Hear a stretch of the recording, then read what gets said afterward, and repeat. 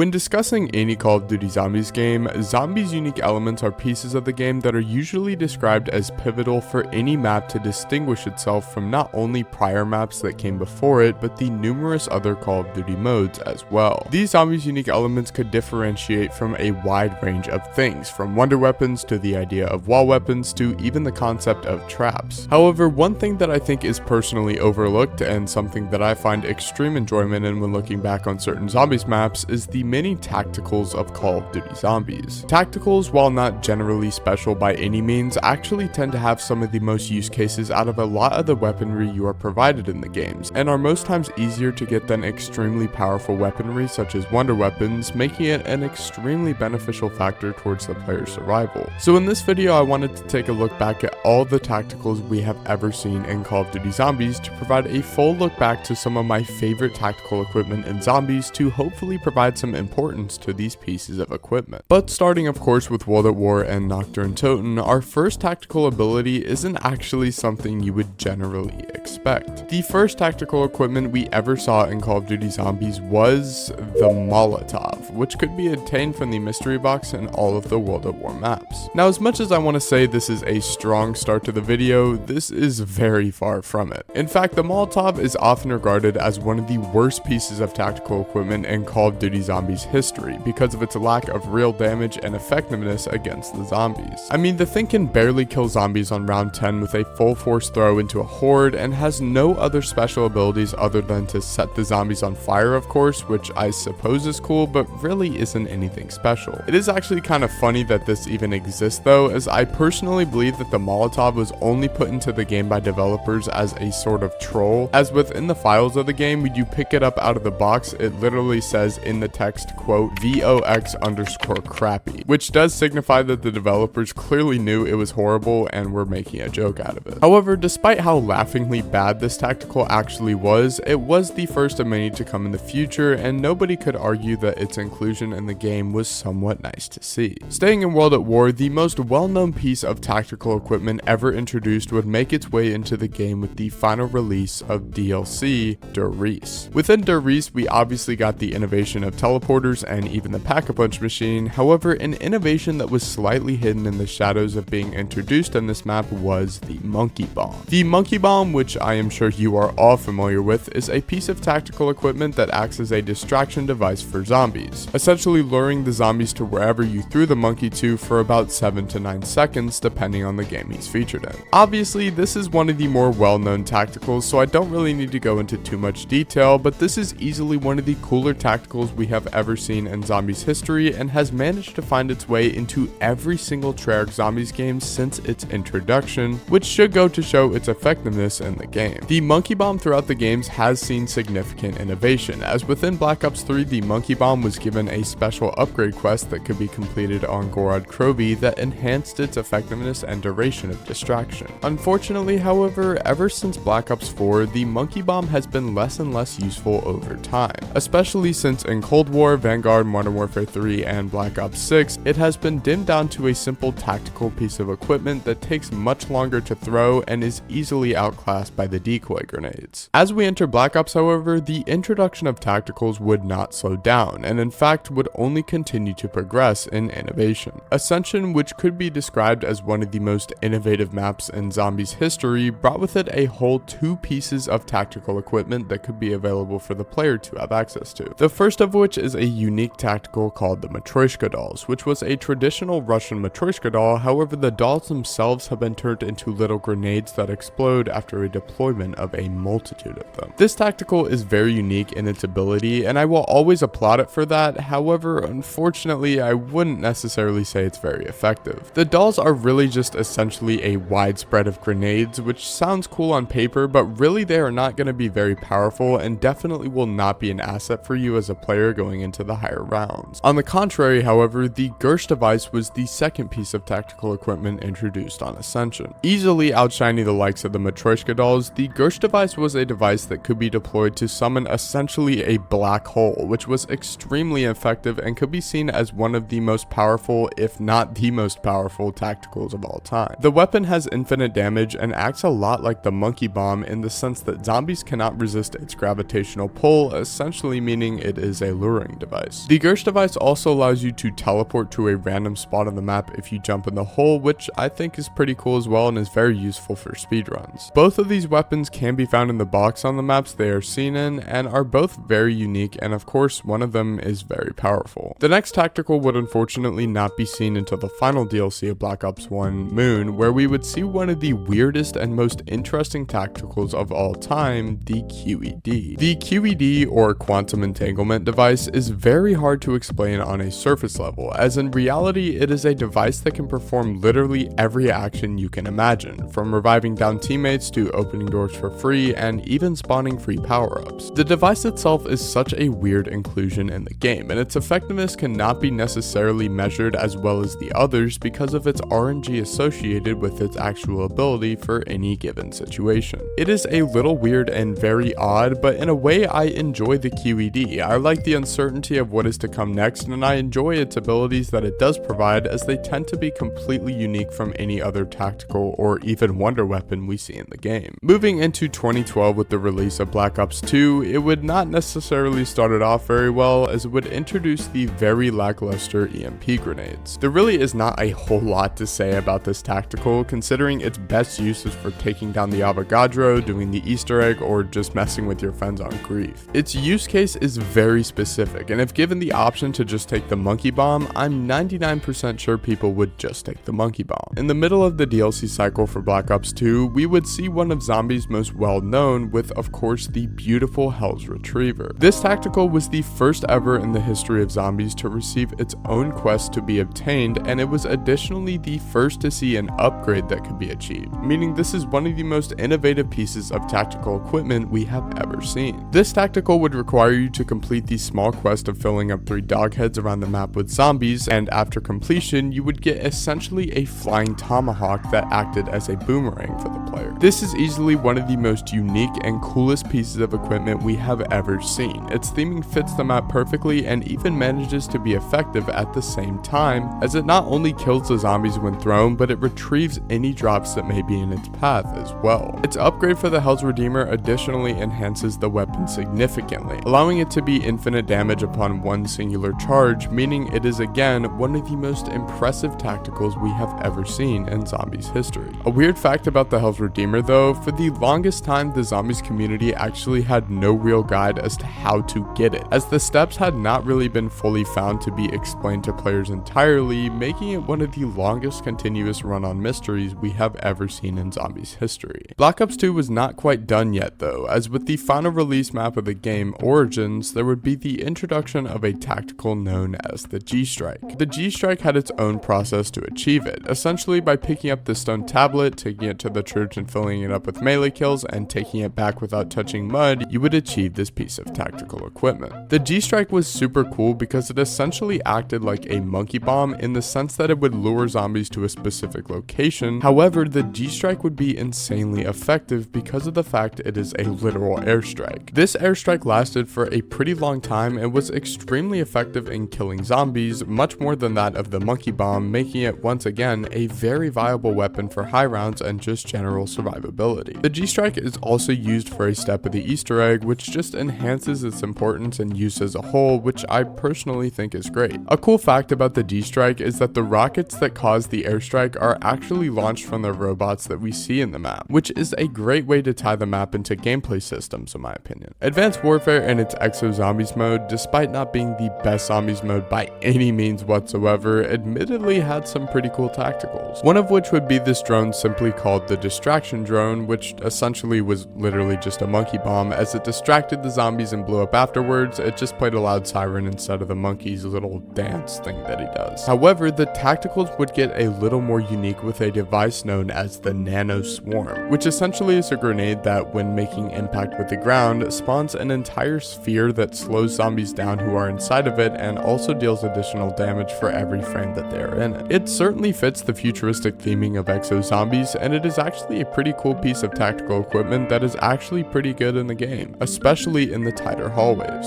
Another piece of tactical equipment that we see, which I believe was introduced in the map Carrier, is known as the repulsor. The repulsor is super cool in my opinion. It almost acts like the one-inch punch from Origins, but a lot more powerful, as it essentially sends sort of a thunder gun blast at the zombies with your hands, which is super cool to me. An interesting thing about this is that it actually returned in Infinite Warfare Zombies as well under the same name, in which it could be obtained from the ticket booths on Zombies in Spaceland, or could even be achieved on Raven the Redwoods through the challenge podiums near the docks. Overall, this repulsor is super cool and is super satisfying to use in the game, and overall I am a huge fan. The last piece of tactical equipment we would see in Exo Zombies, and one of the cooler once again, is simply a grenade known as the teleport grenade. This thing is super useful. By throwing it in the direction of your intended destination, it will literally just teleport you to it, which I think is super neat and can be very effective, especially when you don't have your exosuit. Exo Zombies honestly went all out for its tactical equipment, and unfortunately Black Ops 3 did not live up to the hype. In fact, Black Ops 3 only introduced one new piece of tactical equipment, but it would be one of my favorites, the Lil Arnies. The Lil Arnies are little apothecon creatures in glass jars that, when thrown, are very much like a monkey bomb, but are very effective as they actually work to kill the zombies in a pretty useful way. They last a pretty long time too, and definitely is worth the pickup, but unfortunately it is only seen on Shadows of Evil and Revelations, making it one of the lost tacticals that have not been mentioned in a very long time. Despite the lackluster tactical scene in Black Ops 3 Zombies, it's okay, as Infinite Warfare Zombies literally went all out with its tactical equipment we see in the game. In Zombies in Spaceland alone, there are 7 pieces of tactical equipment that all have unique uses and are some of the best we have ever seen in my opinion. I'll start with the more boring one though, which is the trip mine, which actually was seen in Black Ops 3 Zombies, but was not a tactical. Anyways, the trip mine here is very simple. It is just a mine that explodes when it detects zombies, and honestly, it's not very good at all, especially compared to the tacticals I'm about to talk about. Next up is a grenade known as the black hole grenade, which essentially acts very similarly to the Gersh device from Black Ops 1 in that it spawns in a black hole, which is always a useful feature and something I really enjoy. Another similar ability to the Gersh device is seen with the transponder, which essentially is a device that sees the player placing down a specific point of interest and then having the ability to teleport to said location anytime with the simple press of a button. It is a pretty cool tactical in my opinion, and it actually can be used as a pretty effective get out of jail free card in the map for high rounds and Easter egg attempts. One of the more underrated ones in my opinion though is the rewind grenade, and I get why people don't see why it's too effective. It really only rewinds you a couple steps back, so why is it even there? Well, for the Easter egg, I think it is super effective, especially in solo, as you can use it to essentially get a free max ammo, which is super important for the Steadicam defense step in my opinion, and I think its abilities go outside the simple rewind animation. The portal generator is very similar to the transponder, except it generates a portal that takes you to the main hub of the map near the Pack-a-Punch machine. And finally, one of the coolest in my opinion, the Armageddon, which is so cool as it essentially brings in an entire meteor shower onto the map, and despite its lack of really good use, I think it's just so cool to see the meteors fall from the map and just fly around. In Zombies in Spaceland, there are also these shades that you can put on that turns the screen black and white, but they really honestly don't have any real use outside of the Discord Wonder Weapon build. Now, there are some specific tacticals that feature in Infinite Warfare Zombies that do not have any use outside of the Easter egg, at least as far as I'm aware, and those include both the hot dog from Raven the Redwoods, yes I said hot dog, and the eyeball from Shaolin Shuffle. Both of these are used for the Easter egg and don't have any actual use in regular gameplay. I mean, the hot dog might do additional damage, I don't really know. Infinite Warfare Zombies is easily one of the most insane games for tacticals we have ever seen, and again, like I have said in many videos, is another reason why I love Infinite Warfare Zombies so much. Now please, do not feed me to the wolves or something, and if I am missing one for World War II Zombies, please just put it in the comment section below, but I am pretty sure the only tactical in the game exclusive to zombies was the Jack-in-the-Box, which literally is just a monkey bomb. But after that, tacticals began to slow down significantly. Black Ops 4, although it had special equipment such as the Wraith Fires, Acid Bomb, and even things like the Samantha Box, none of them are tacticals technically and are used in the primary grenade slot, so they can't be counted. And as for every game after after Black Ops 4, well, the tacticals just look like this. I wish I could include the Aether Blade because it is a very cool piece of equipment, but it unfortunately only features in the primary slot. However, with the release of Citadel Daymore for Black Ops 6, I was pleasantly brought back for a bit. As you may know, there is the elemental incantations that can be used, and they are honestly pretty good considering they can take down the Doppelgas pretty easily, which is easily one of the most annoying parts of the map. There are 4 total incantations for each element, and they honestly are not too different from one another. I think they are super cool though. But the only other piece of tactical equipment is like the Strauss counter. So with that, I think that's gonna end the video here. As much as I want to say there is more, there unfortunately is not. If you can't already tell, I love tacticals and zombies, and I especially love it when they are unique to the map that they feature on. It allows for the map to have unique elements and also allows the game to distinguish itself from previous adaptations. Let me know what your guys' favorite tacticals are in Zombies history, and if you enjoyed the video, you are always welcome to leave a like and subscribe. But with that being said, I will see you guys in the next one. Peace.